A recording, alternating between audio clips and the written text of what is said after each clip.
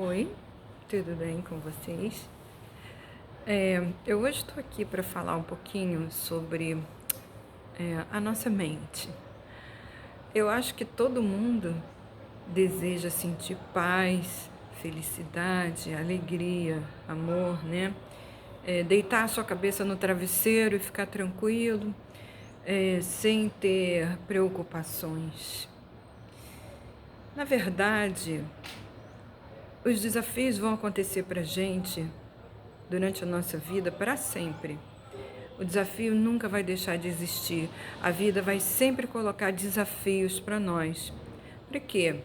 Para que a gente aprenda algumas coisas que precisamos aprender, para nos sacudir, tirar a gente da zona de conforto que a gente fica, né? A gente fica muito acomodado numa situação, está muito tranquila e você para de aprender, né?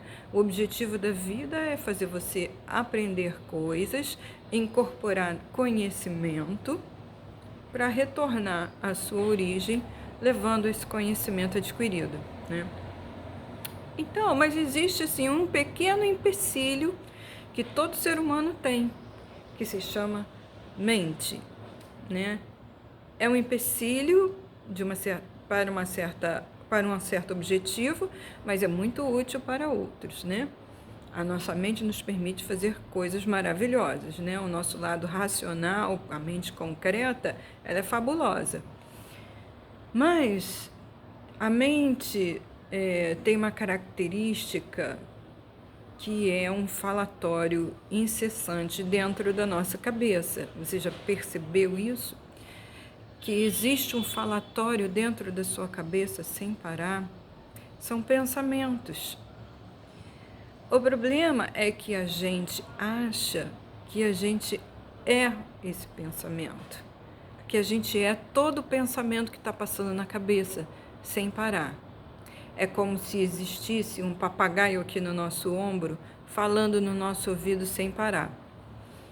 E a maioria das coisas que esse papagaio fala são ruins. Cada pensamento que a gente tem gera uma emoção em nós. A maioria de nós passa desapercebido por isso, não presta atenção nisso. A gente só começa a prestar atenção nisso quando a gente começa a se interessar por quem nós somos realmente, a gente começa a perceber as nossas dificuldades e vai buscar ajuda, seja ela qual for. Você vai para uma terapia, você vai fazer um estudo da mente, você vai começar pelo incômodo que aquilo te traz, o sofrimento que aquilo te traz, você vai buscar ajuda e aí você começa a compreender e a prestar atenção. Eu pensei tal coisa gerou em mim tal sentimento, tal emoção. E aí a gente começa, por causa disso, por causa desse prestar atenção nos pensamentos, a gente começa a se afastar deles. A gente começa a perceber que existe alguém dentro de nós que está prestando atenção no pensamento.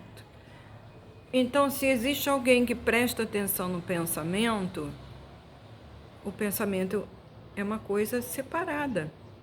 Ele não é o que eu sou. O que eu sou, quem sou eu, é quem está prestando atenção nesse pensamento. Só que a mente, ela é tão ardilosa nesse sentido que ela é hipnotizante, né? A minha professora costuma falar que a mente, ela compara com o Jafar, aquele personagem conselheiro do sultão, do filme Aladim, né? Ele hipnotiza o sultão. O sultão é a nossa consciência, quem nós somos. E o Jafar é a mente. Ele hipnotiza o sultão de uma certa forma que o sultão acredita em tudo que ele está falando. Assim somos nós com a nossa mente. A gente acredita em tudo que a mente fala. E a mente conta histórias horrorosas para nós, né, a respeito das situações. Porque se a gente olhasse para a vida assim, aconteceu uma situação assim, por exemplo, fui mandada embora do meu emprego, ponto. Né? Isso é uma situação que acontece com milhares de pessoas. Mas a gente sofre por causa dos pensamentos que são gerados a partir dessa situação. São esses pensamentos de terror que a mente faz que levam a gente a um sofrimento extremo, desnecessário. A gente poderia sofrer bem menos. É óbvio que perder emprego gera consequências na vida de qualquer um, difíceis, né?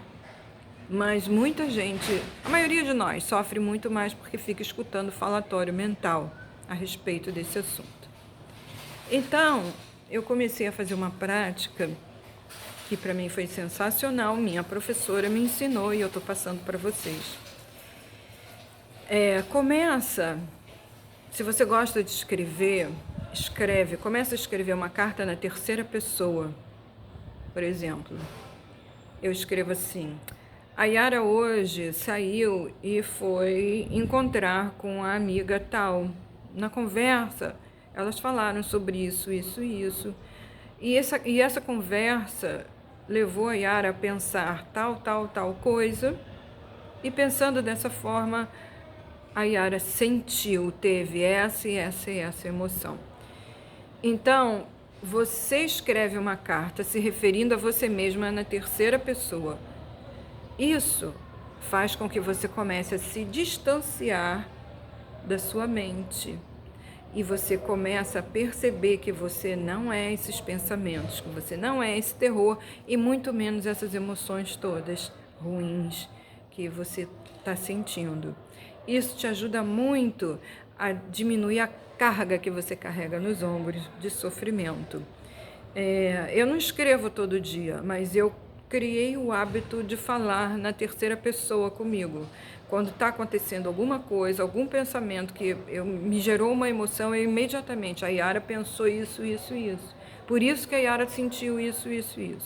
Isso vai te trazendo um autoconhecimento fantástico. Você vai sabendo como é o seu processo mental, que tipo de pensamentos que te rodeiam, e você percebe que quando você faz isso, você vê que aquilo tudo é uma história da mente, aquilo não é a realidade. É só uma história que a mente conta, é só o papagaio aqui no teu ombro falando sem parar. E isso faz a vida ficar muito mais leve, né? Quem é que não quer ter paz, alegria, entendeu? Deitar a cabeça no travesseiro e dormir. Então, eu deixo para vocês essa dica de fazer esse exercício, de falar ou escrever com você mesmo na terceira pessoa. Se você quiser, depois me conta o resultado. Se você conhecer outra técnica legal também, compartilha comigo, tá bom? Uma boa semana.